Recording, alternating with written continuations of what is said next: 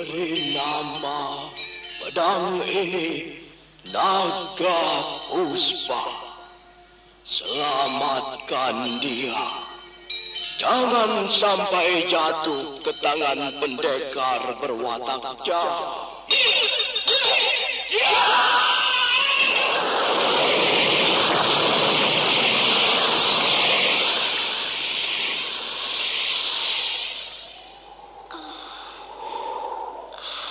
Kakang Kamandan,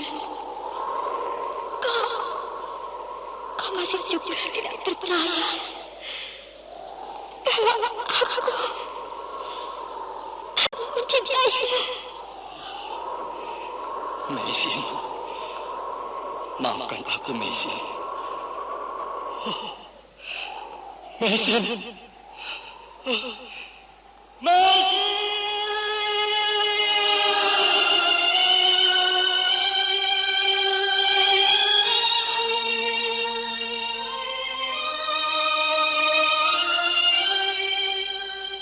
Tutur Tinula.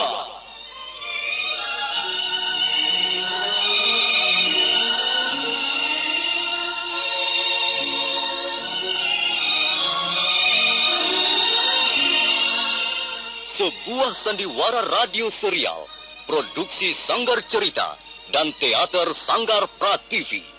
Sebuah kisah dengan latar belakang sejarah runtuhnya Singasari dan berdirinya Kerajaan Majapahit.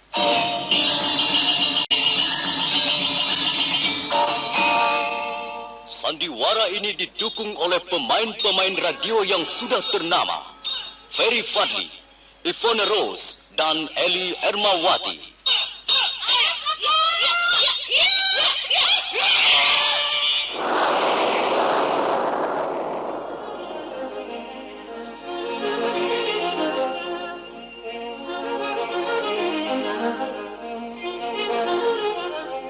Cerita ini ditulis dan diolah oleh S. Tijab, hiasan musik dan sutradara C. Ispriyonoka. Kali ini mengetengahkan episode ke-12 dengan judul Naga Puspa Kresna.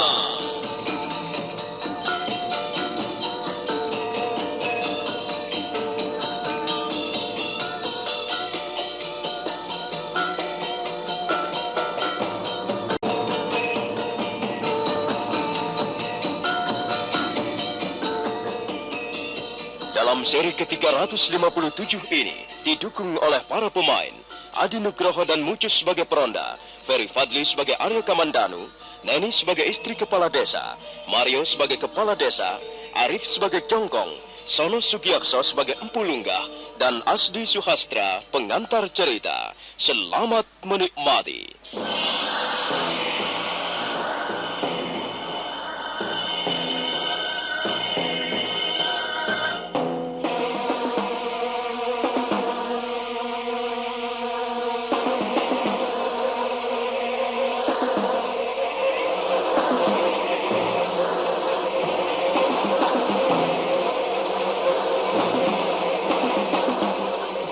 Peronda itu tersentak di tempat berdirinya. Untuk sesaat lamanya dia tidak mampu mengeluarkan kata-kata. Dia hampir tidak percaya pada pemandangan di hadapannya. Dia melihat seorang laki-laki berdiri dengan tegar di atas kedua kakinya. Dan laki-laki itu terus menatapnya dengan tajam, dengan pandangan mata berwarna kemerah-merahan. Tapi peronda itu nampaknya malu untuk mengakui rasa takutnya. Dia berusaha untuk memberanikan dirinya. Sambil menggenggam parangnya erat-erat, dia menuding ke arah Arya Kamandanu yang masih terus menatapnya dengan tajam. Hai, siapa kau ini? Jangan main-main di desa Kali Selikur. Kalau kau berani coba-coba membuat rusuh di sini, kau bisa pulang tinggal nama. Kurang ajar. Rupanya kau adalah orang gila yang kesasar. Atau kalau tidak, pastilah kau seorang pendekar yang sedang mendalami ilmu sesat.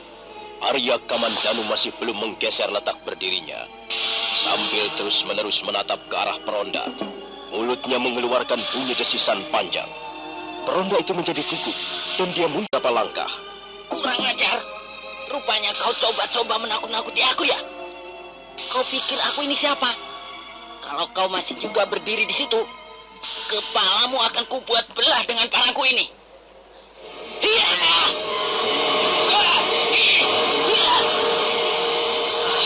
Kurang ajar. Rupanya kau kebal senjata tajam. Aku tidak percaya. Iya. Ronda itu dengan membabi buta membabatkan parangnya ke arah tubuh Arya Kamandanu. Tapi Arya Kamandanu sama sekali tidak bergeming. Mata parang itu bagaikan membentur sebuah dinding batu. Tiba-tiba Arya Kamandanu menggerakkan kedua belah tangannya. Peronda itu terkejut. Tapi saat selanjutnya, parang lepas dari tangannya. Peronda itu mundur beberapa langkah. Dia melihat Arya Kamandanu menggenggam parangnya. Peronda itu menjadi terbelalak keheranan begitu melihat Arya Kamandanu mengangkat parang dan membawanya ke arah mulutnya. Parangku digigit patah menjadi dua. Rupanya aku sedang berhadapan dengan manusia siluman. Aku harus segera melaporkan kepada Bapak Kepala Desa. Orang ini berbahaya sekali. Kalau dia marah, dia bisa mengobrak-abrik seluruh isi desa Kaliselikur. Ronda itu bermaksud melarikan diri, tapi baru 2 langkah dia berlari, Arya Kamandanu bergerak dengan cepat.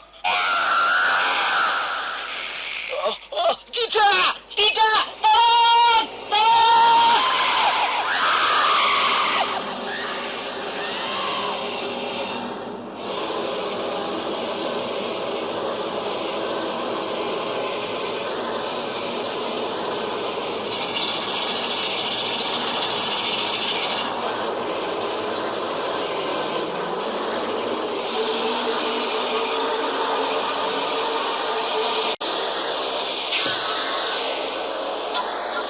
Dalam waktu sekejap, Arya Kamandanu sudah dapat menangkap Peronda. Tubuh Peronda itu segera dicengkram, kemudian dibanting ke sana kemari. Belum sampai dia bangkit, Arya Kamandanu sudah menubruknya kembali. Peronda itu terangkat tinggi ke udara, dan dia merasa tubuhnya berputar-putar, kemudian melayang ke arah sebatang pohon. Dan Arya Kamandanu terus memburunya, menangkapnya kembali, dan membantingnya berkali-kali. Celaka. Orang itu ternyata bukan orang gila. Jelas dia mempunyai kesaktian yang luar biasa. Aku harus melaporkannya pada Bapak Kepala Desa.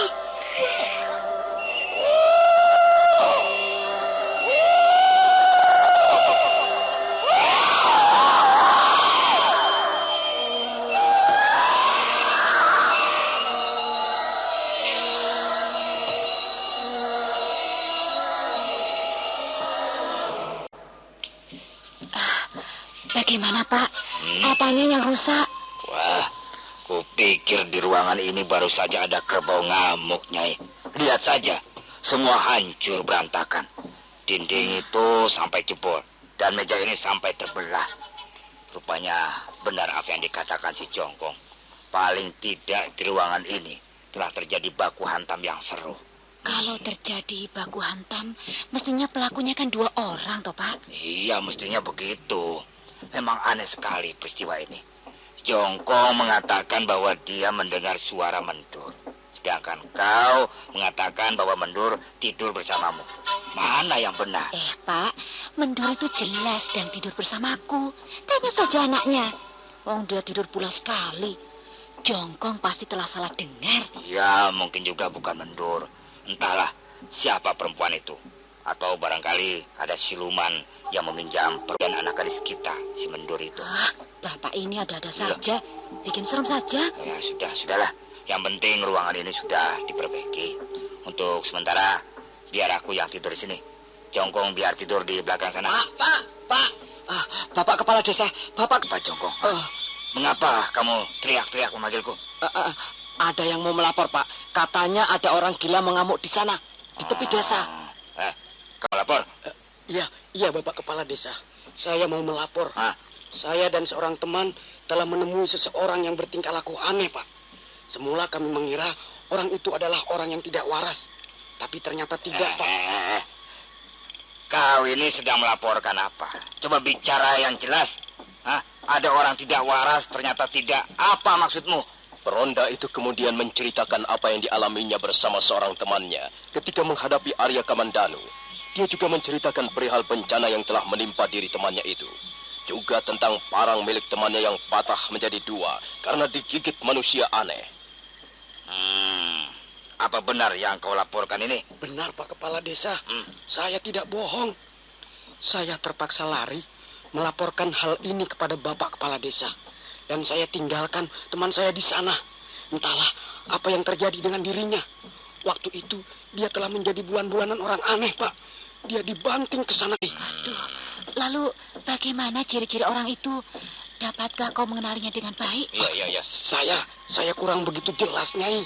Saya hanya melihatnya dari tempat yang agak jauh. Tapi kekuatan orang itu luar biasa. Dan dia bisa meraung-raung seperti seekor naga. Dan pandangan matanya juga aneh. Memancarkan cahaya kemerah-merahan. Mengerikan sekali, Pak. Sungguh mengerikan sekali. Barangkali orang itu adalah penjelmaan siluman dari Bukit Mahabairawi, Pak. Sis, tutup mulutmu. Jangan bicara yang tidak-tidak. Sekarang pukullah kentongan. Kumpulkan warga desa di halaman rumahku.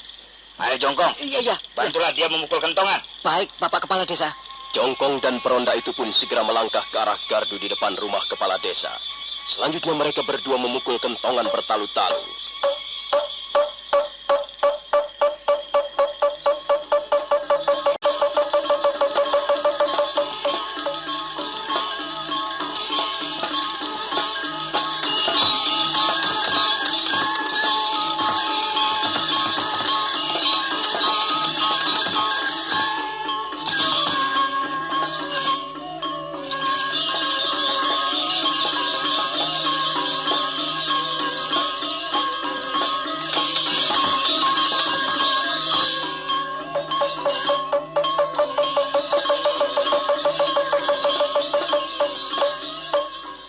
Dalam waktu sekejap, desa Kaliselikur menjadi hiruk-pikuk. Hampir seluruh warga desa keluar untuk memukul kentongan. Dan tak lama kemudian, mereka pun berbondong-bondong menuju ke rumah kepala desanya. Sebagian besar di antara mereka adalah para pemuda, tapi banyak juga yang sudah berusia agak lanjut.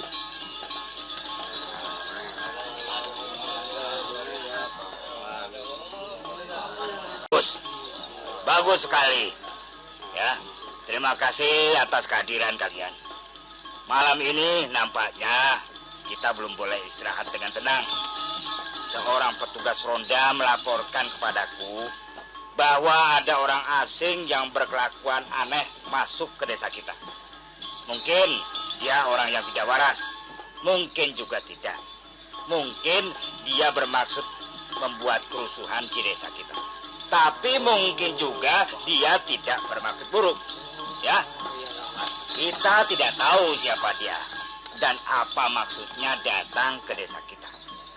Tapi kita mempunyai kewajiban menjaga keamanan wilayah desa kita. Nah, karena itu kita harus waspada. Sekarang siapkan senjata kalian masing-masing. Selanjutnya marilah kita cari orang itu. Tapi ingat, jangan gerabak, jangan main sabet. Kita tanya dulu dia, ya. Bapak Kepala Desa. Orang itu menuju kemari, Pak. Lihat, dia berjalan menuju kemari.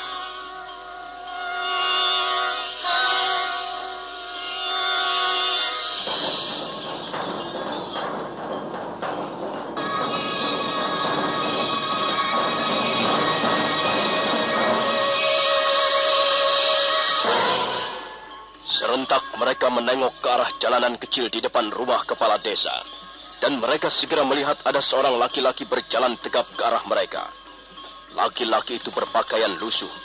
Dan memang benar seperti apa yang dilaporkan peronda. Laki-laki itu bukan gejala-gejala yang aneh. Dia tak pernah berkata-kata. Dia hanya mengeluarkan suara desis dari mulutnya. Dan pandangan matanya, pandangan mata mengerikan. Pandangan mata itu memancarkan cahaya kemerah-merahan. Warga desa Kaliselikur segera mundur dan berdiri merapat. Begitu laki-laki itu melangkah semakin dekat. Kepala desa kemudian tampil ke depan. Laki-laki aneh itu pun yang tak lain adalah Arya Kamandanu. Segera menghentikan langkah-langkahnya. Maaf, kami tidak bermaksud mengganggu Tuan. Kami hanya ingin tahu siapakah Tuan ini sebenarnya. Dan apa maksud kedatangan Tuan di desa kami. Kami tidak ingin desa kami menjadi ajang permainan kaum perusuh. Karena itu, kami selalu waspada. Mungkin dia bisu, Bapak Kepala Desa. Dia memang tidak pernah berkata-kata. Dia bisu. Diam. Biarlah aku yang bertanya. Kalian dengarkan saja. Kalian diam dan mendengarkan. Jangan berbuat sesuatu yang tidak-tidak. Bagaimana Tuan? Kami ingin mendengar jawaban Tuan. Kami bukannya bermaksud mencurigai Tuan. Kalau Tuan bersedia menjawab, dan memang terbukti Tuan tidak bermaksud buruk terhadap desa kami, maka kami dengan senang hati akan melepaskan Tuan.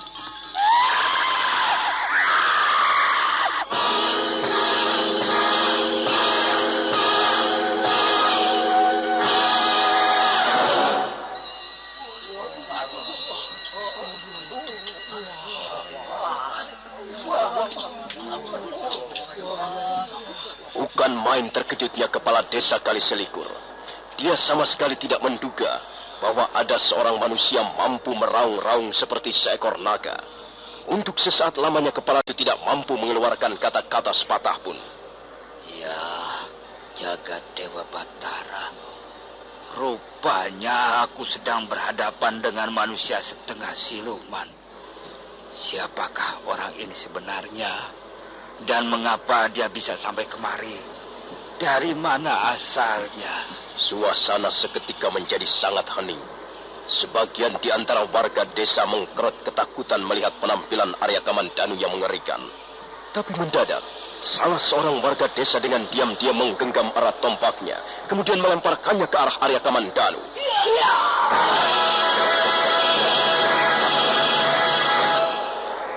Tombak itu meluncur deras. Arya Kamandanu bergerak dengan sigap dan tombak itu pun langsung disambarnya. Kepala desa Kaliselikur terkejut melihat kelakuan salah seorang warganya, tapi dia tidak bisa berbuat apa-apa. Selanjutnya dia melihat Arya Kamandanu menimang-nimang tombak dan mematah-matahkannya bagaikan sepotong kayu kering.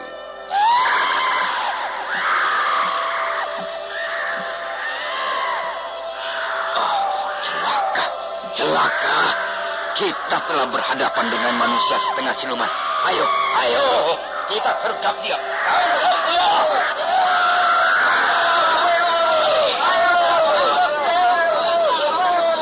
Serentak warga desa Kaliselikur bergerak. Mereka mencabut senjatanya masing-masing dan menyerbu ke arah Arya Kamandanu. Arya Kamandanu tidak tinggal diam. Bagaikan orang kesetanan, dia pun segera mengamuk. Dia berkelahi bagaikan seorang manusia purba. Gerakannya sangat cepat dan kekuatannya sangat dahsyat. Beberapa orang terbanting roboh, tak berkutik lagi. Pertarungan berlangsung dengan sangat sengitnya. Arya Kamandanu merampas senjata-senjata lawannya dan mematah-matahkannya bagaikan dahan-dahan kering. Dan pada saat berikutnya, Arya Kamandanu meraung-raung sambil melompat kabur.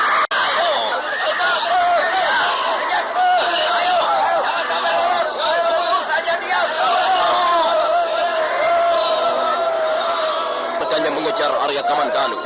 Mereka berlari-lari di sekitar jalanan desa Kaliselikur dan mereka sudah hampir sampai di tepi desa. Mendadak mereka serentak berhenti karena tiba-tiba di tengah jalan telah menghadang seorang laki-laki tua. Berhenti. Semuanya berhenti. Siapa orang itu, Bapak Kepala Desa? Jangan-jangan dia adalah temannya atau jangan-jangan dia gurunya. Iya, Bapak Kepala Desa. Jelas dia adalah gurunya. Pastilah dia sedang mencari-cari muridnya yang tersesat. Kita gebuk saja sekalian. Diam kau jongkong. Aku akan bertanya dulu kepadanya. Kalian diam saja semua. Jangan bergerak sebelum mendapatkan aba-aba dariku. Baik. Ya. Maaf, Tuan. Apakah maksud Tuan menghadang langkah-langkah kami? Saya tidak bermaksud buruk. Justru sebaliknya saya bermaksud baik terhadap kalian. Saya adalah kepala desa Kaliselikur. Saya ingin tahu siapakah Tuan dan mengapa Tuan berada di tempat ini.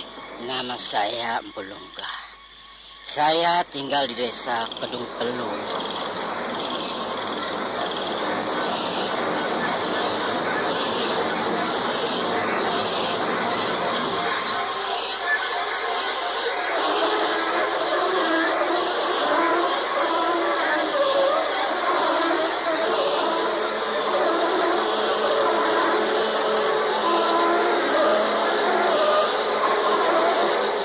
Memang benar, orang tua yang berdiri menghadang di tengah jalanan itu ternyata adalah Empu Lunggah. Selanjutnya Empu Lunggah dan Kepala Desa Kaliselikur mengadakan tanya jawab singkat. Empu Lunggah menjelaskan apa maksud kedatangannya ke Desa Kaliselikur. Nah, bagaimanakah kisah selanjutnya? Saudara pendengar, silakan menunggu seri berikutnya. Sampai jumpa.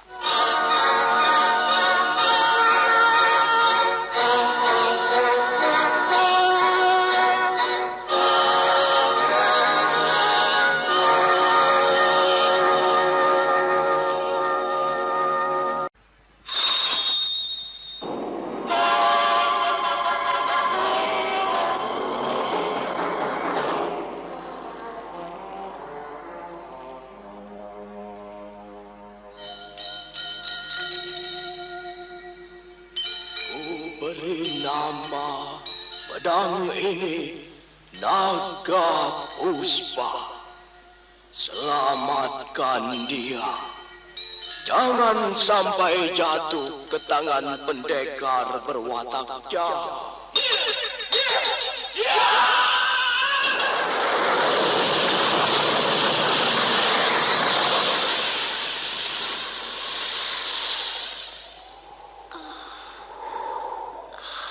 Kakang Kamandanu, kau masih juga tidak percaya bahwa aku mencintaimu. Mesin, maafkan aku, Mesin. Mesin.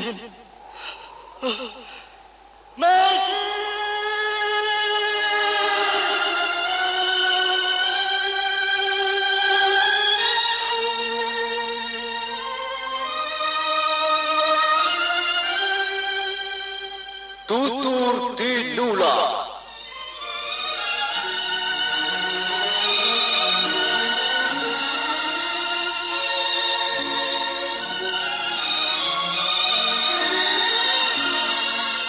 Sebuah sandiwara radio serial, produksi Sanggar Cerita dan Teater Sanggar Prativi. Sebuah kisah dengan latar belakang sejarah runtuhnya Singasari dan berdirinya Kerajaan Majapahit.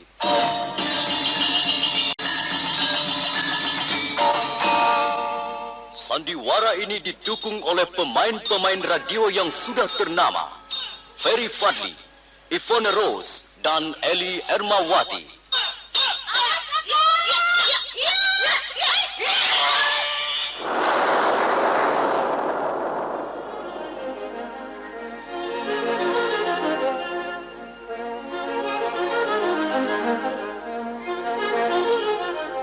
Cerita ini ditulis dan diolah oleh S. Tijab, hiasan musik dan sutradara C. Ispriyonoka. Kali ini mengetengahkan episode ke-12 dengan judul Naga Puspa Kresna.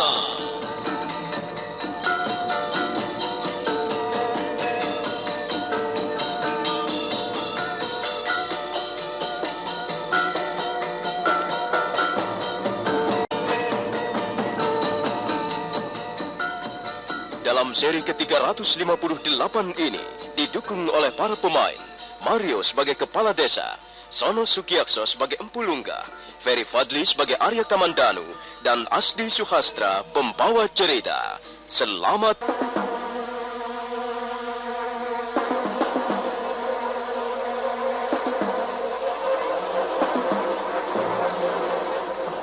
Kepala Desa Kaliselikur mengerahkan orang-orangnya untuk mengejar Arya Kamandanu. Mereka berlari-lari keluar masuk mulut jalan di Desa Kaliselikur. Tak ada yang tidak membawa kaman atau senjata. Sebagian di antara mereka berlari-lari sambil menggenggam obor. Tiba-tiba mereka serentak berhenti berlari. Kepala desa mengangkatnya tinggi-tinggi. Di depan mereka telah berdiri seorang laki-laki tua berjenggot. Pakaian laki-laki itu menyerupai pakaian seorang Brahmana.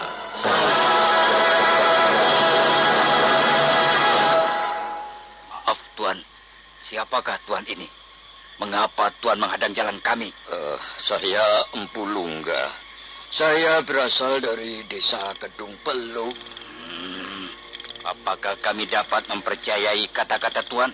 Saya tidak bermaksud buruk. Justru sebaliknya saya tak ingin kalian mendapat bencana. Karena mengejar-jar orang itu. Tuan, saya kepala desa Kali Selikur ini.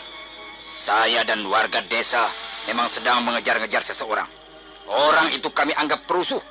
Dia harus kami tangkap. Dia telah melukai beberapa orang warga desa kami. Maaf Bapak Kepala Desa.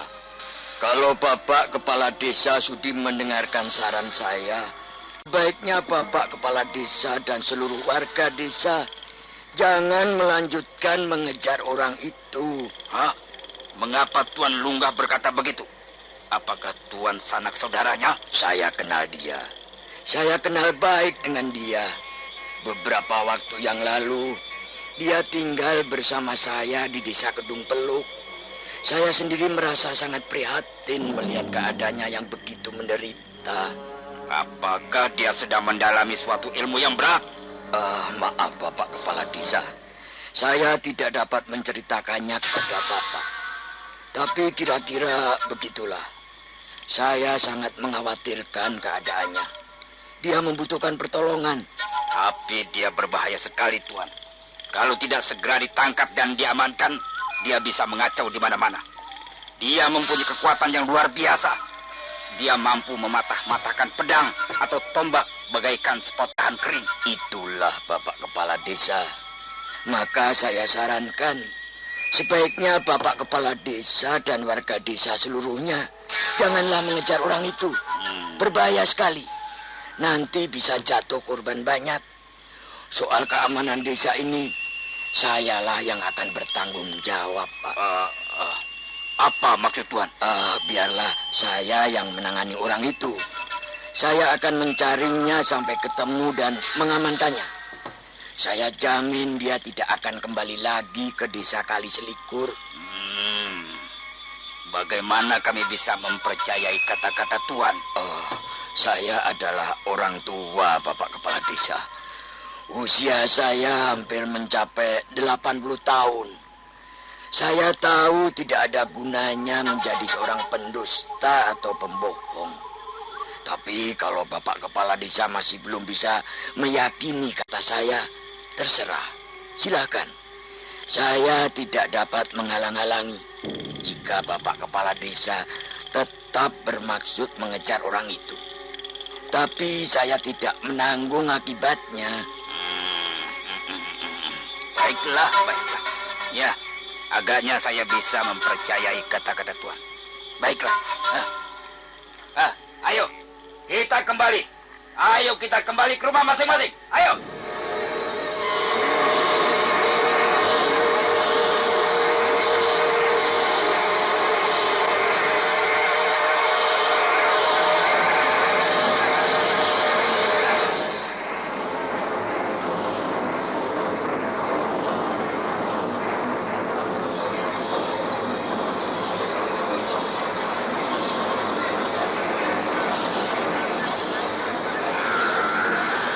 Sementara itu, Arya Kamu terus melarikan diri meninggalkan batas desa Kali Selikur. Dia bersembunyi di balik bongkahan-bongkahan batu padas. Pengaruh dari kekuatan gaib itu masih merasuk dalam dirinya.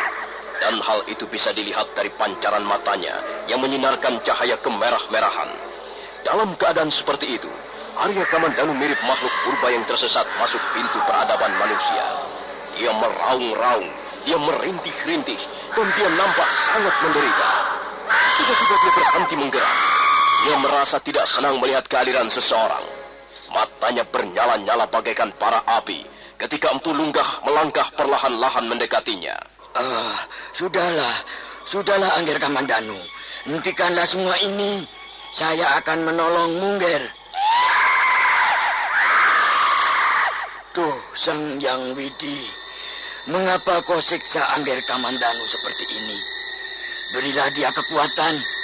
Limpahkanlah karuniamu. Angger Kamandanu mampu mengatasi percobaan hidup yang teramat berat ini. Marilah Angger. Marilah pulang bersama saya ke desa Kedung Peluk. Nanti di sana saya akan berusaha untuk memulihkan kesadaranmu, Nger.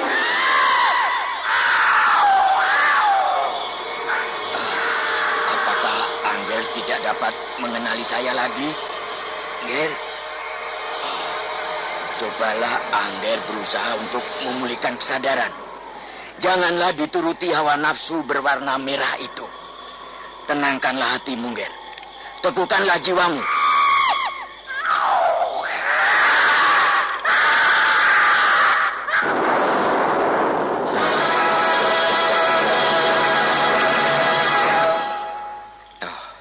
Tidak mungkin. Dia tidak mungkin dapat memulihkan kesadarannya sendiri. Kekuatan itu benar-benar telah merasuk ke dasar sukmanya. Dalam keadaan seperti itu, dia bisa menjadi sangat berbahaya. Jangankan manusia, sebungkah karang pun akan mampu diremasnya hancur. Oh, aku harus berhati-hati menghadapinya. Ya, baiklah. Kau ingin membakar tubuhmu dengan nafsumu. Baiklah, akan kulayani. Nafsu ibarat sungai mengalir ke arah muara. Nah, marilah. Aku akan menyediakan diriku sebagai lautnya. Tumpahkanlah semuanya.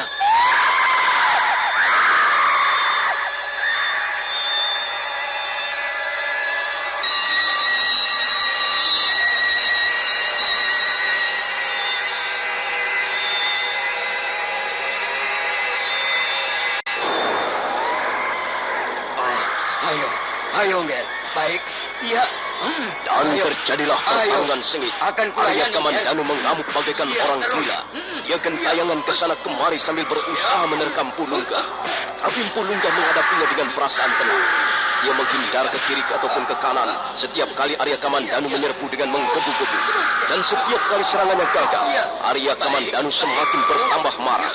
Dan dia melampiaskan kemarahannya dengan mengangkat sebongkah batu besar dan melemparkannya ke atas sebongkah batu yang lain.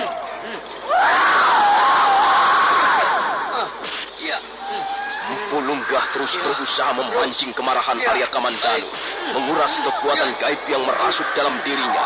Dan Arya Kamandanu memang benar-benar terpancing. Dia semakin bertambah marah. Bola matanya semakin bertambah bernyala-nyala. Tapi Pulunggah terus mempermainkannya. Suatu saat dia melompat ke atas sebongkah batu untuk menghindari Arya Kamandanu. Pada saat berikutnya dia menghindar ke kiri ataupun ke kanan sambil menodok punggung Arya Kamandanu. Arya Kamandanu menjadi sangat geram. Dia lalu menghunut sebongkah batu besar dan dihantamkannya ke sebuah pohon yang sudah rapuh.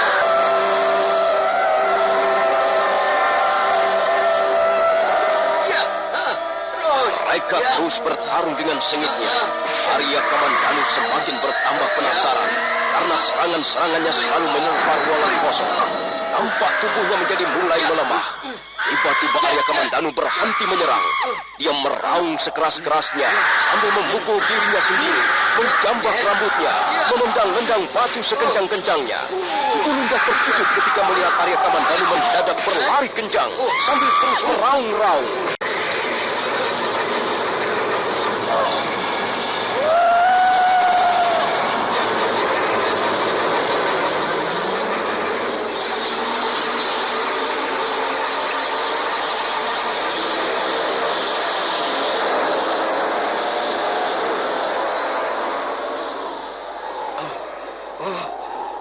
Celaka, Ger. Dia benar-benar tidak mampu menguasai dirinya. Apa yang kulakukan sekarang? Dia jatuh ke dasar jurang. Ya, tapi mudah-mudahan saja Sang Yang Widi masih melindunginya. Pulunggah kemudian melompat dan berlari mengitari tebing. Dia harus segera menolong Arya Kamandanu yang terjatuh ke dasar jurang. Jurang itu ternyata tidak begitu dalam. Pulunggah segera mendapatkan tubuh Arya Kamandanu yang tertelungkup di atas bongkah batu. Sian Angger Kamandanu.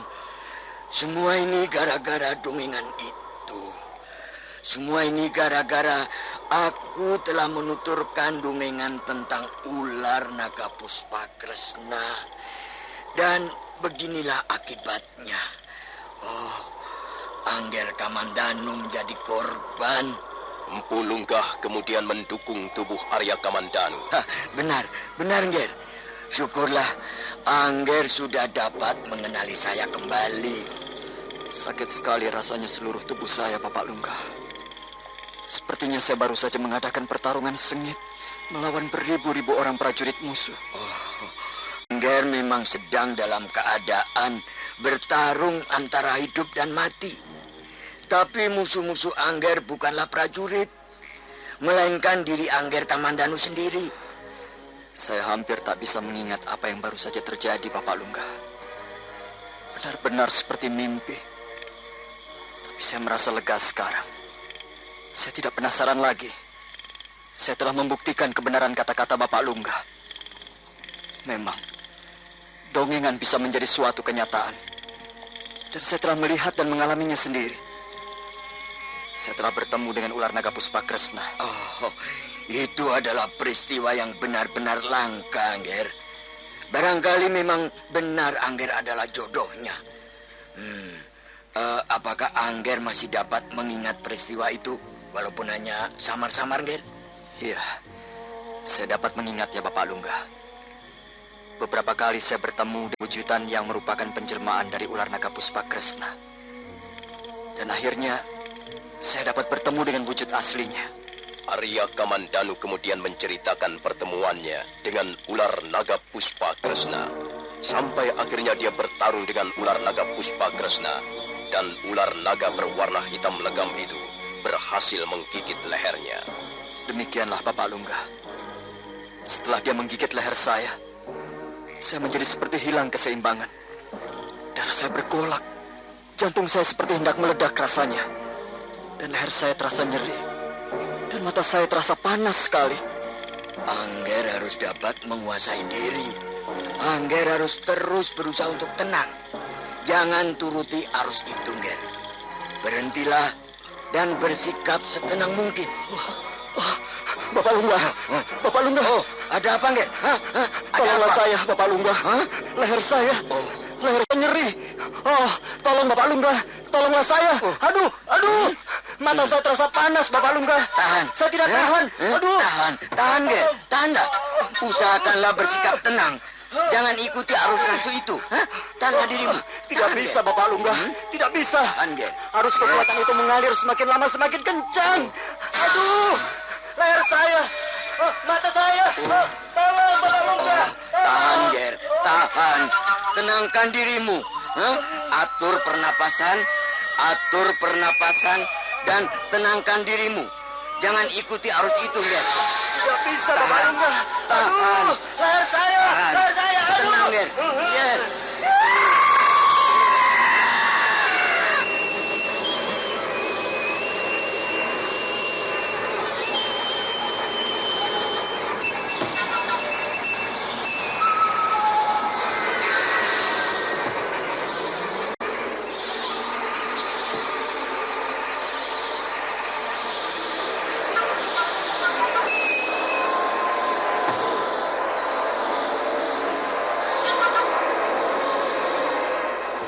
Empu Lunggah terkejut. Sepintas lalu dia dapat menangkap cahaya berwarna kemerah-merahan memancar dari pandangan mata Arya Kamandanu. Dia segera bangkit, sementara Arya Kamandanu sudah tidak mampu lagi mengeluarkan kata-kata. Lidahnya seperti lengket ke langit-langit mulut, dan suara yang keluar hanyalah suara geraman ataupun raungan seekor naga. Saat berikutnya, Empu Lunggah melompat dan menghantam punggung Arya Kamandanu keras-kerasnya.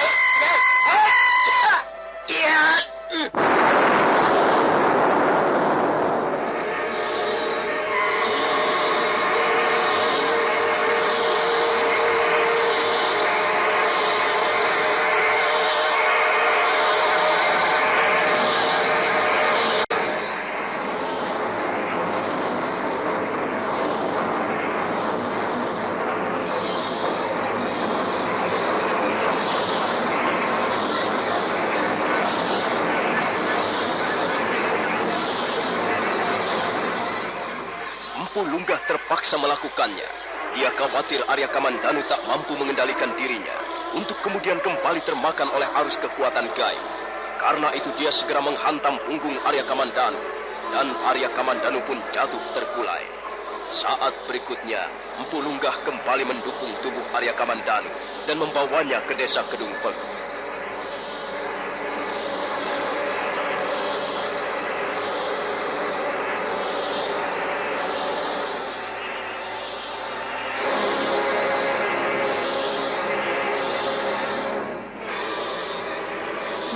bagaimanakah kisah selanjutnya? Apa yang akan dialami oleh Arya Kamandanu di Desa Kedung Peluk nanti? Saudara pendengar, silakan mengikuti seri berikutnya. Sampai jumpa.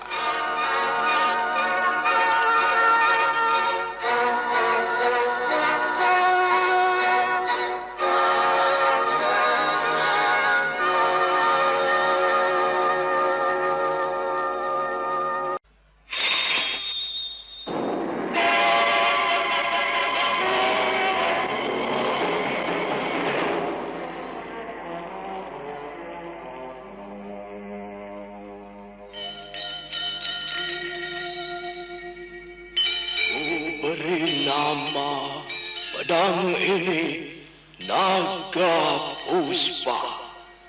Selamatkan dia. Jangan sampai jatuh ke tangan pendekar berwatak jahat.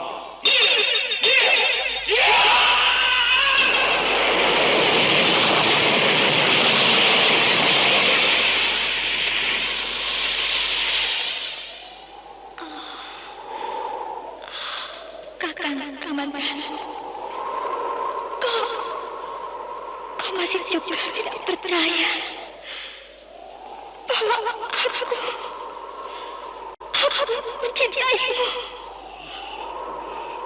Mesin, maafkan aku, Mesin. Mesin, Mesin.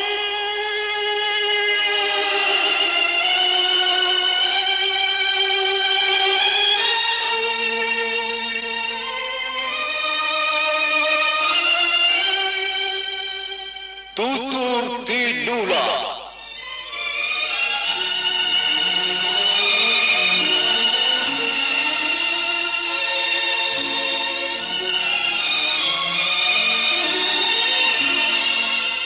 Sebuah sandiwara radio serial, produksi Sanggar Cerita dan Teater Sanggar Prativi.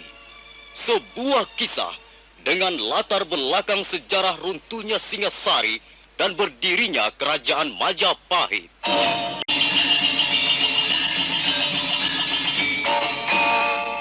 Sandiwara ini didukung oleh pemain-pemain radio yang sudah ternama, Ferry Fadli, Yvonne Rose, dan Eli Ermawati.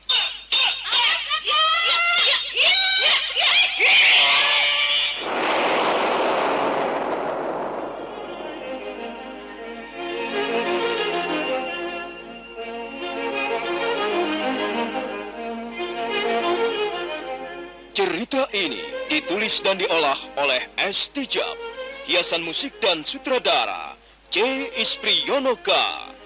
Kali ini mengetengahkan episode ke-12 dengan judul Naga Puspa Kresna.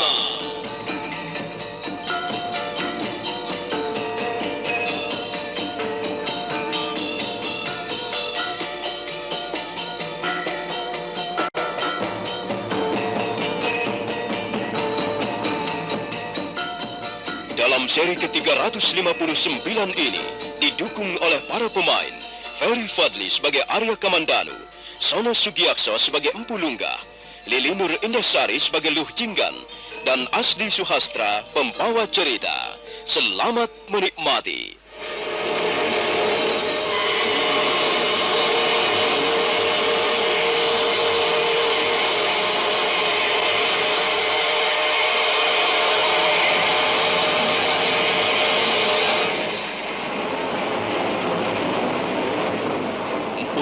Terkejut melihat perubahan yang terjadi atas diri Arya Kamandanu. Wajah Arya Kamandanu menjadi tegang, pandangannya memancarkan cahaya kemerah-merahan, dan lehernya bersisik. Empu Lunggah segera sadar bahwa Arya Kamandanu bisa menjadi makhluk yang sangat berbahaya kalau dia tidak segera bertahan. Karena itu, Empu Lunggah tidak menunggu lebih lama lagi. Dia segera melompat, tangan kanannya terangkat tinggi ke udara, kemudian mengayun deras ke arah punggung Arya Kamandanu.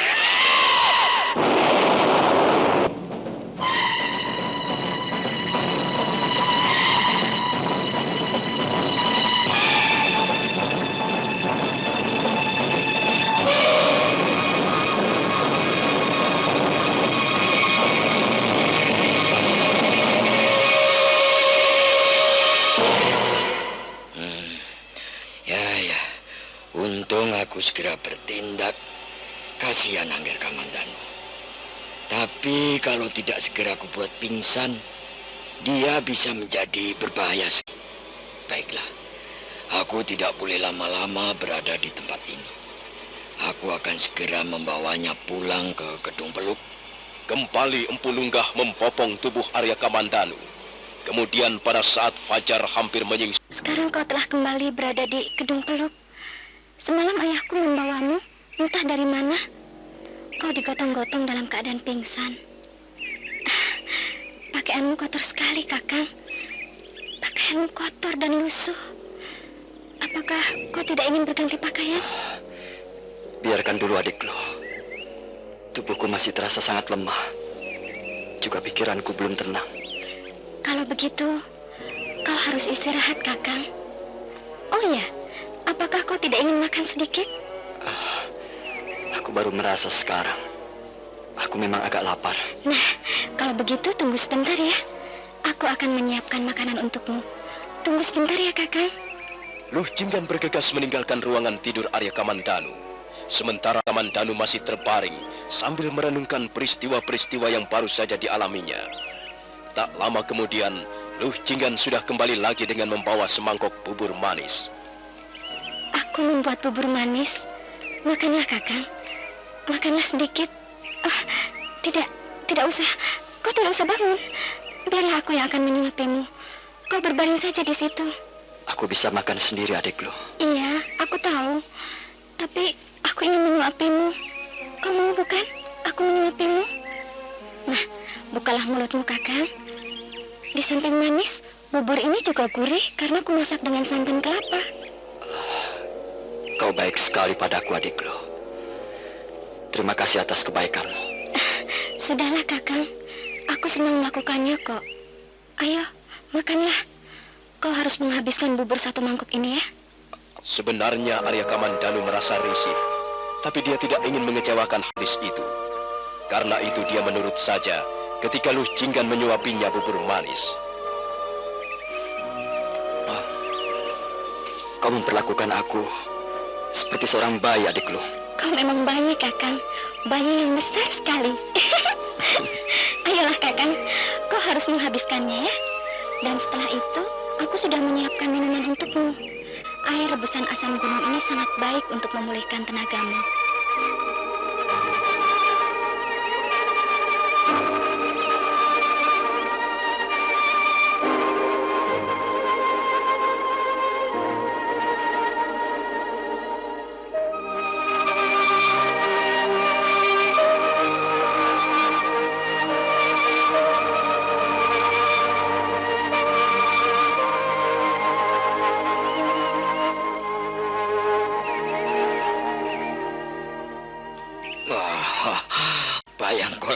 Di sini, Nduk.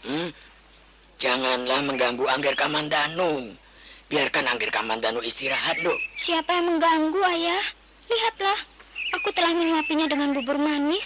Lihat saja, Kakang Kamandanu telah menghabiskan satu mangkok penuh bubur manis. Siapa yang mengganggu? Maafkan anak saya ini, Nger. Dia memang nakal. Keinginannya macam-macam saja. Tidak apa, Bapak Lunggah. Adik lu seorang gadis yang baik. Nah, Kakang, sekarang minumlah. Ayo, minumlah. Terima kasih, adik lu. Nah, sebentar lagi pasti tubuhmu akan menjadi kuat kembali, Kakang. Sekarang biarkan aku ke belakang. Aku harus mencuci perabotan-perabotan ini. Mungkin Ayah ingin berbicara denganmu. Luh Jinggan kemudian memungut perabotan dan membawanya keluar ruangan. Ruangan menjadi hening sejenak. Arya Kamandanu masih terbaring di atas tempat tidurnya. Empu Lunggah duduk di tepi pembaringan. Ada yang ingin saya ketahui, Nger. Dapatkah Angger Kamandanu menjelaskannya? Soal apakah, Bapak Lunggah? Soal gejala-gejala aneh itu. Saya khawatir Angger Kamandanu kambuh kembali. Apa sebenarnya yang Angger rasakan? Entahlah, Bapak. Segala-galanya. Bahkan saya ingin menghancurkan diri saya sendiri. Bapak Lunggah, apa sebenarnya yang telah terjadi pada diri saya? Ada apa di dalam tubuh saya ini? Tenanglah, Nger. Saya akan berusaha menjelaskannya. Itu semua sebenarnya karena pengaruh dari kekuatan gaib ular naga Puspakresna. Angger telah digigit oleh makhluk setengah dewa itu. Dan gigitan itu mengandung racun yang bertenaga gaib. Sekarang racun ini telah bersarang di dalam pembuluh darah Angger. Lalu apa yang harus saya lakukan, Bapak Lungga? Saya tidak bisa terus-menerus hidup dengan cara seperti ini. Saya ingin kembali menjadi Arya Kamandanu. Saya tidak ingin dikuasai oleh kekuatan gaib itu. Saya ingin menjadi manusia biasa kembali. Saya tidak ingin menghancurkan diri saya sendiri. Bapak Lungga, apa yang harus saya lakukan agar saya bisa bebas dari pengaruh kekuatan gaib ini? Tenanglah, Nger. Tenanglah. Saya akan melanjutkan penjelasan saya. Pengaruh gigitan ular naga Puspakresna itu memang sangat dahsyat. Pada racun bertenaga gaib itu mengalir di dalam pembuluh darah Angger, maka terjadilah pertarungan sengit. Tubuh Angger sebenarnya menolak pengaruh itu, dan terjadilah tolak-menolak. Saya memang merasakan ada pertarungan sengit di dalam tubuh saya. Iya. Dan Angger belum memenangkan pertarungan itu. Pengaruh gaib ular naga Puspakresna masih merajalela di dalam tubuh Angger. Dia bagaikan makhluk liar, buas, ganas, dan hitam. Saya menyesal sekali. Saya tidak tahu bahwa akibatnya akan seperti ini. Angger tidak perlu menyesali apa yang sudah terjadi. Sekarang ini sebaiknya Angger Kamandanu istirahat barang beberapa hari. Tenangkanlah pikiran Angger. Tenangkanlah hati Angger. Jiwa Angger harus tetap teguh. Angger harus tetap percaya bahwa ini terjadi karena kehendak Sang Hyang Widi.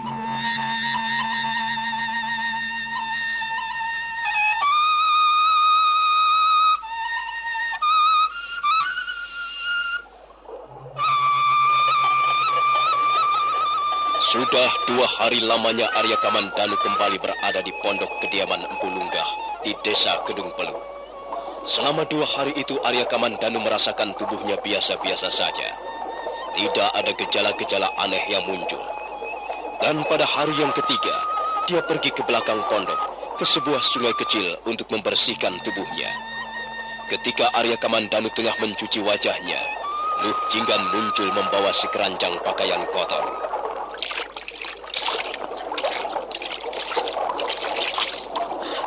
Kakang, rupanya kau ada di sini.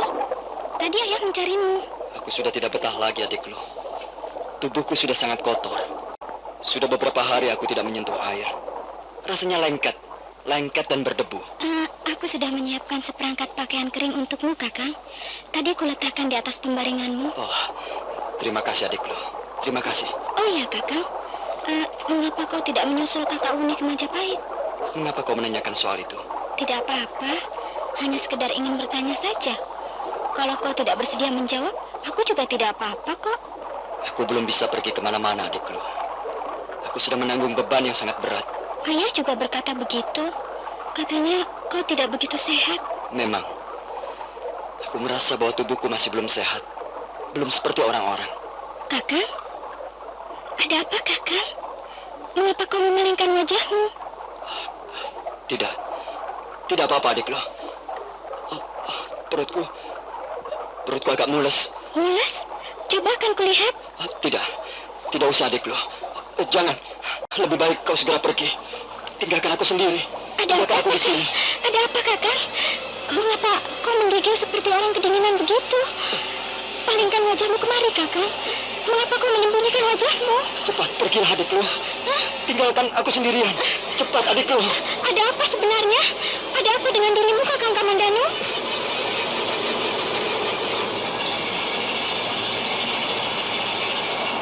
Tidak! Jangan, Kakang! Tidak!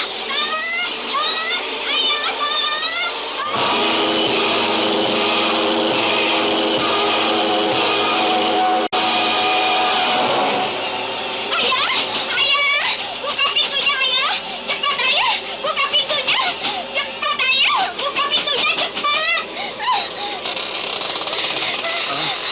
apa, Nduk? Hah? Ada apa? Mengapa napasmu ngos-ngosan begitu? Hah? Ada apa? Celaka ya, Kakang Kamandanu. Hah? Apa? Ada apa dengan Angger Kamandanu? Hah? Cepat katakan. Dia menjadi seperti orang kesurupan, Ayah. Oh. Aku takut sekali, ngeri sekali. Matanya merah dan lehernya bersisik. Cepat, Ayah, cepat tolong Kakang Kamandanu. Di mana Angger Kamandanu sekarang? Di sana, Ayah, di sana, di tepi sungai. Cepat, Ayah, Oh, baik. cepat tolong dia. Ayo kita cari dia. Ayo.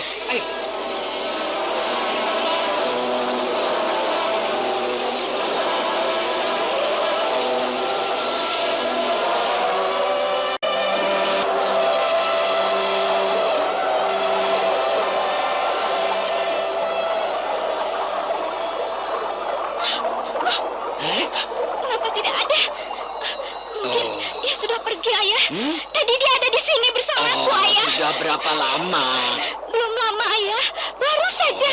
Dia sedang mencuci wajahnya dengan air sungai di situ. Sedangkan aku berdiri di sini. Aku mau mencuci pakaian kotor. Tiba-tiba aku melihat lehernya bersisik dan Kakang Kamandanu menggigil seperti orang kedinginan. Terus? Lalu tiba-tiba dia menggeram. Matanya merah dan dia menggeram dan meraung-raung seperti. Sudahlah, Angger. Sudahlah. Tidak usah kau teruskan. Sekarang kita cari Angger Kamandanu. Tapi aku takut, Ayah. Aku takut sekali. Kakang Kamandanu berubah menjadi lain seperti. Sudahlah, Nduk. Tidak usah bercerita lagi. Mari kita cari dia. Kita harus segera menemukannya.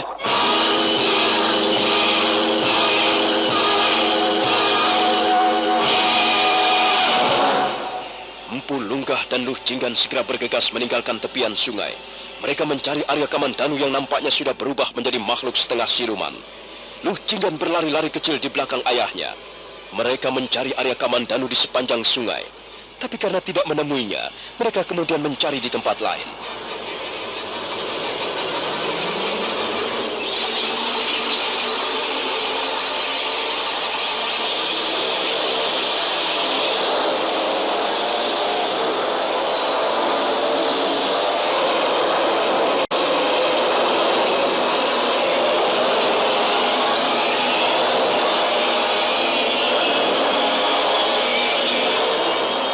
Nah, saudara pendengar, bagaimanakah kisah selanjutnya? Apakah mereka akan dapat menemukan Arya Kamandanu? Silahkan menunggu seri berikutnya. Sampai jumpa.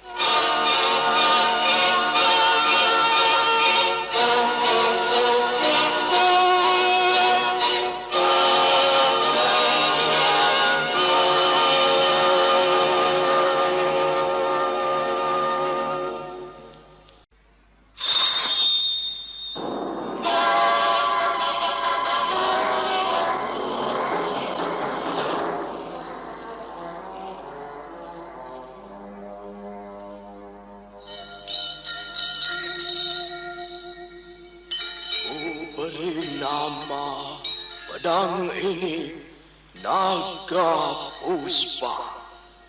Selamatkan dia. Jangan sampai jatuh ke tangan pendekar berwatak jahat.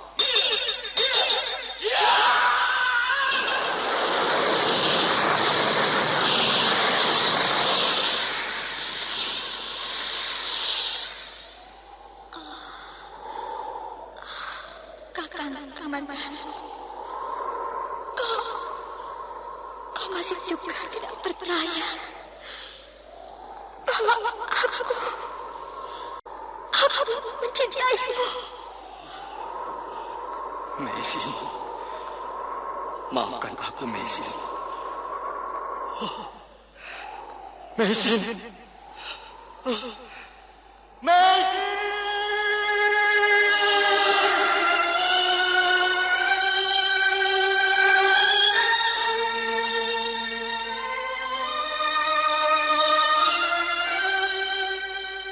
Tutur Tinula.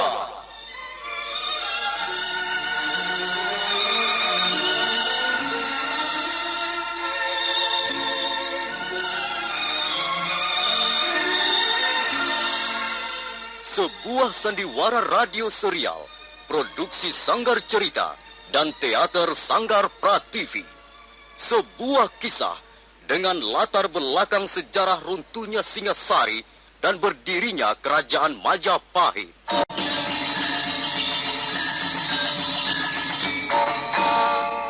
Sandiwara ini didukung oleh pemain-pemain radio yang sudah ternama, Ferry Fadli, Yvonne Rose, dan Eli Ermawati.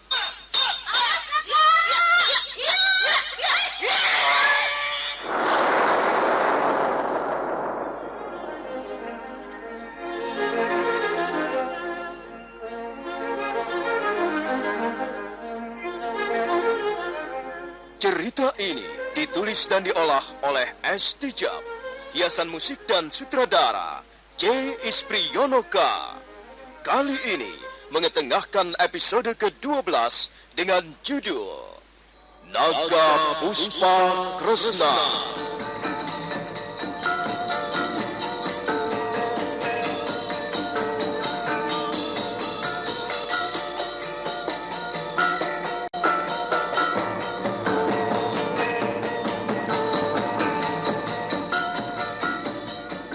Dalam seri ke-360 ini didukung oleh para pemain Lili Nur Indasari sebagai Luh Cinggan, Sono Sugiyakso sebagai Empu Lungga, Ferry Fadli sebagai Arya Kamandanu, dan Asdi Suhastra pembawa cerita. Selamat menikmati.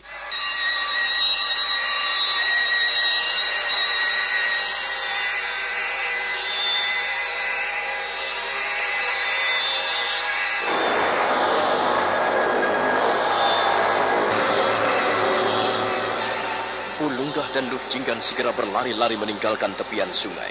Mereka mencari Arya Kamandanu di sepanjang tepian sungai. Tapi karena tidak berhasil menemukannya, maka pun mencari di tempat lain. Mereka berdua kemudian berlari-lari menuruni lereng bukit Kedung Peluk.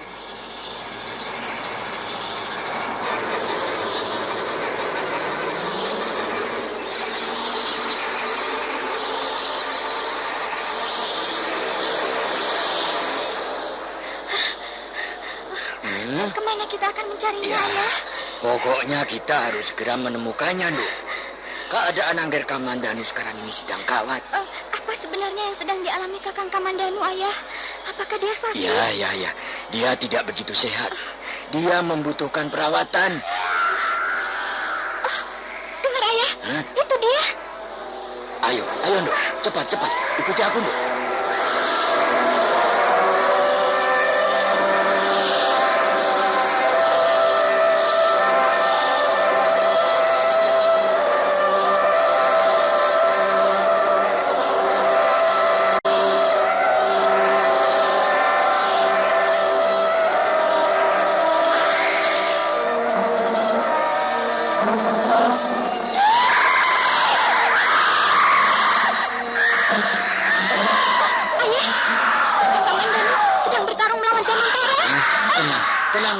Tenang.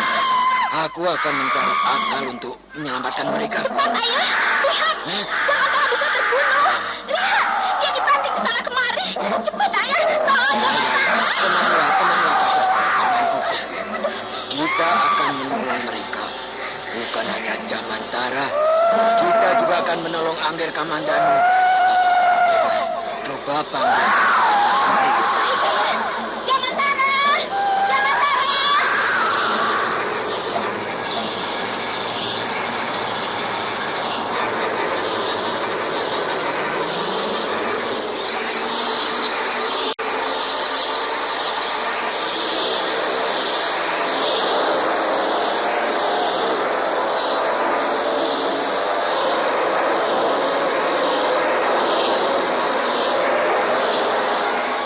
Begitu Luh Cinggan berteriak memanggil, Jamantara menoleh. Kemudian dia mengurungkan niatnya untuk menyerang Arya Kamandanu. Dan binatang berwarna putih itu pun segera berlari-lari menemui Luh Cinggan. Jamantara, kau tidak apa-apa. Syukurlah, kau tidak terluka. Sekarang bawalah Jamantara pulang, Nduk. Biarlah aku yang menghadapi Angger Kamandanu. Cepat. Bawalah Jamantara pulang. Baik, Ayah. Hati-hati, Ayah.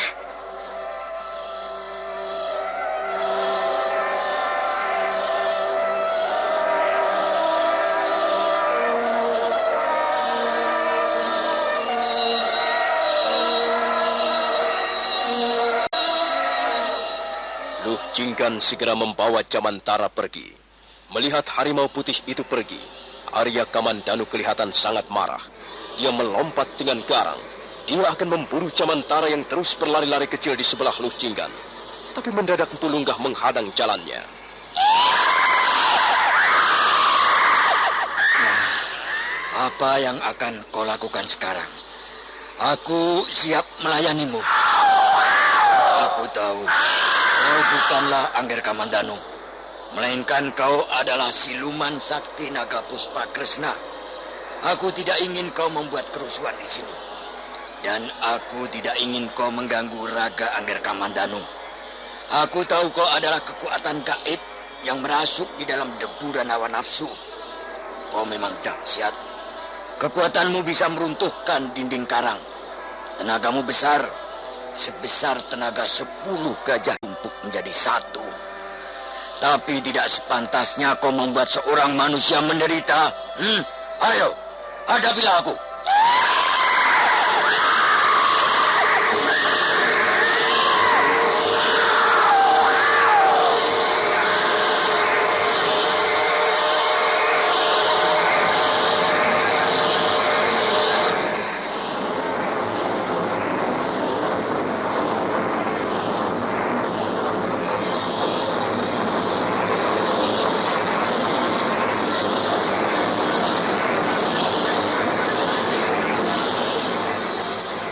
Kembali mereka bertarung dengan sengitnya.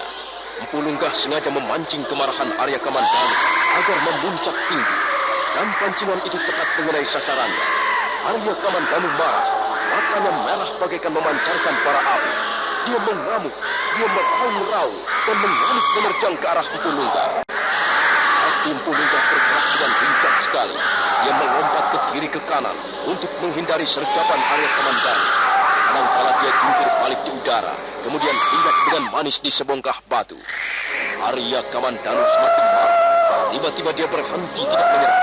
Tapi masih kelihatan sangat marah. Mendadak dia memukul-mukul tubuhnya sendiri, membentur-benturkan kepalanya ke sebongkah batu. Dan selanjutnya dia meraung keras sekali. Tubuhnya menggeletar dengan hebat.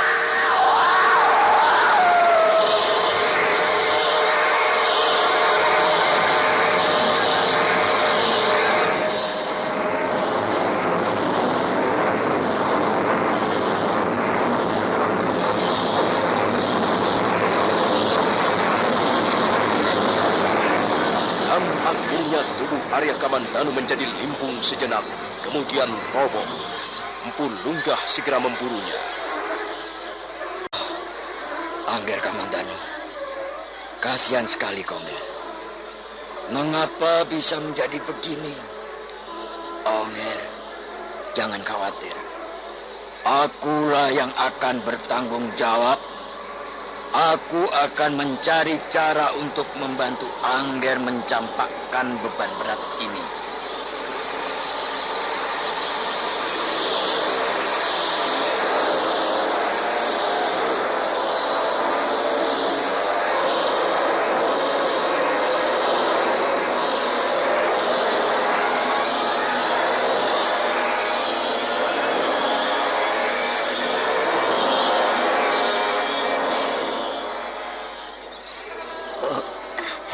Sudah sadar kembali, Ayah? Udah, diamlah, Ndu.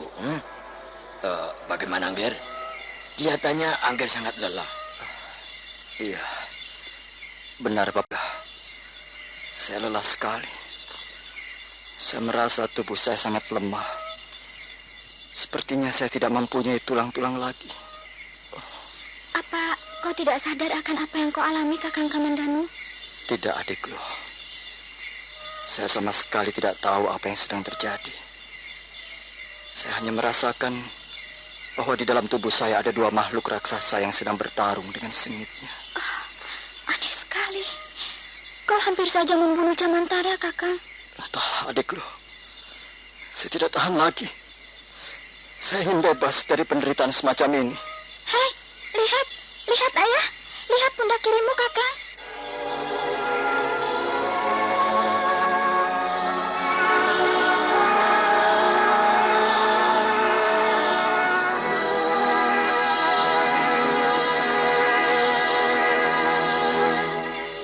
Arya Kamandanu meraba pundak kirinya. Empu Lunggah melihat noda hitam sebesar telapak tangan manusia dewasa melekat di pundak kiri Arya Kamandanu.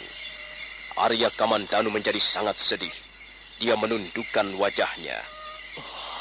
Bapak Lunggah, bagaimana ini? Ular naga Puspakresna benar-benar telah merasuk ke dalam jiwa saya. Lihatlah noda hitam ini. Apakah selamanya saya akan seperti ini, Bapak Lunggah? Apakah selamanya saya akan menjadi manusia setengah siluman? Sabarlah, Nger, sabarlah. Tenanglah. Ya. Mudah-mudahan saja tidak terjadi. Ada apa ya? Sepertinya ayah mengkhawatirkan sesuatu. Saya khawatir Angger Kamandanu salah kedaden, Duk. Salah kedaden artinya salah mengeterapkan ilmu. Dan hal ini bisa membahayakan keselamatannya. Apakah keadaan saya ini sudah sangat parah, Bapak Lunggah? Apakah saya masih bisa ditolong? Kita akan berusaha, Nger. Mudah-mudahan Sang Yang Widi mengabulkan usaha kita. Apakah noda hitam ini bisa dihapus, Bapak Lunggah? Tidak mungkin, Nger. Tidak mungkin. Noda hitam itu melekat di pundak kiri Angger karena kekuatan gaib ular naga Puspakresna.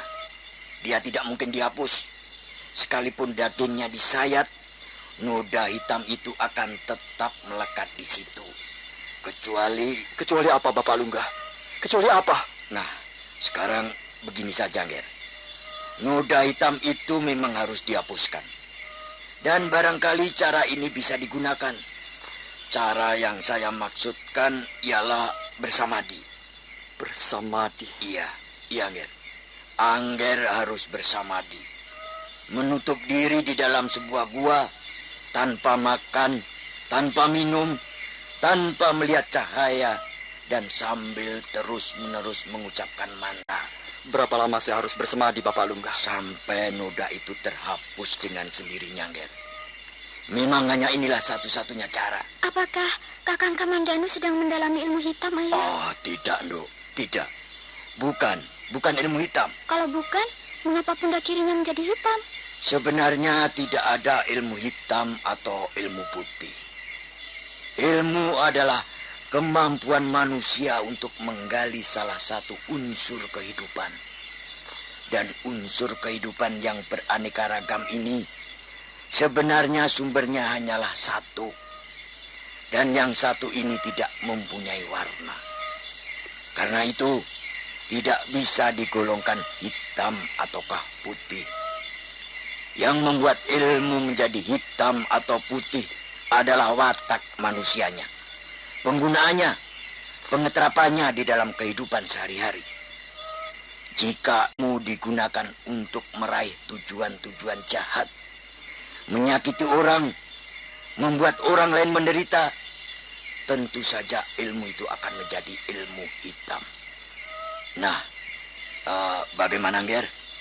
Saya hanya menawarkan sebuah cara. Baiklah, Bapak Lunggah. Saya akan mencobanya. Saya benar-benar sudah tidak tahan lagi. Saya tidak mau menjadi makhluk seperti ini. Saya harus mampu membebaskan diri saya dari pengaruh kekuatan gaib ular naga Puspakresna. Bentuknya seperti tempurung kelapa. Menjelang tengah hari, Arya Kamandanu sudah tiba di kaki bukit. Mendadak dia menghentikan langkah-langkahnya karena merasa diikuti oleh seseorang. Ada yang mengikuti langkah-langkahku. Siapa orang itu? Mau membuat perkara saja. Dia pikir aku tidak tahu. Hai, siapa kau ini? Ayo keluar cepat. Keluar dari tempat persembunyianmu. Aku tahu kau bersembunyi di balik semak belukar itu. Ayo cepat keluar.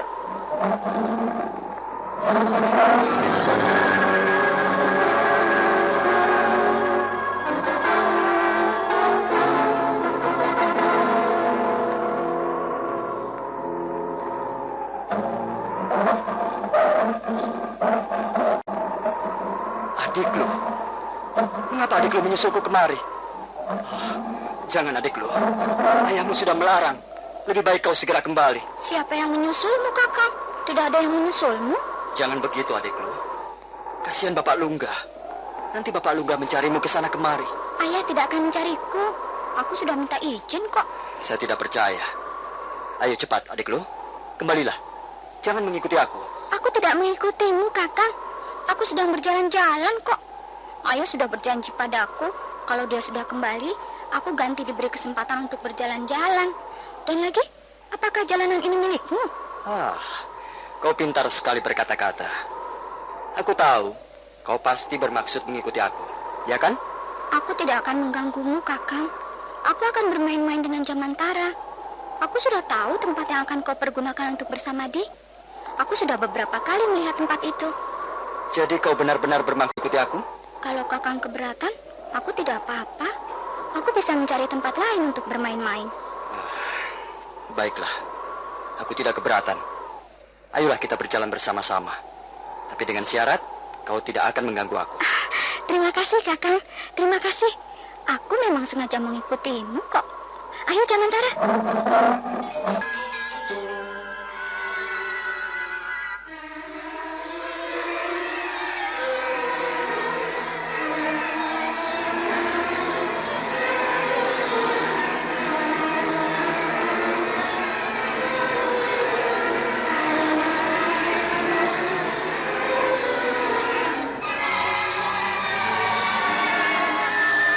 Arya Kamandanu segera melompat memasuki mulut gua yang hitam. Sebentar kemudian tubuhnya sudah lenyap di balik dinding gua yang berlekuk-lekuk. Arya Kamandanu terus berjalan menyusuri lorong gua semakin ke dalam. Setelah kurang lebih 20 langkah, dia berhenti. Matanya hampir tak bisa melihat apa-apa kecuali warna hitam pekat. Arya Kamandanu kemudian mencari tempat untuk duduk bersila. Sementara itu, Luh Jinggan menunggu di mulut gua bersama Jamantara. Nah, saudara pendengar, bagaimanakah kisah selanjutnya? Apakah Arya Kamandanu akan berhasil membebaskan diri dari pengaruh kekuatan gaib Naga Puspa Kresna? Saudara pendengar, silakan menunggu seri berikutnya, Tutur Tinular dalam episode Geger Pedang Naga Puspa. Sampai jumpa.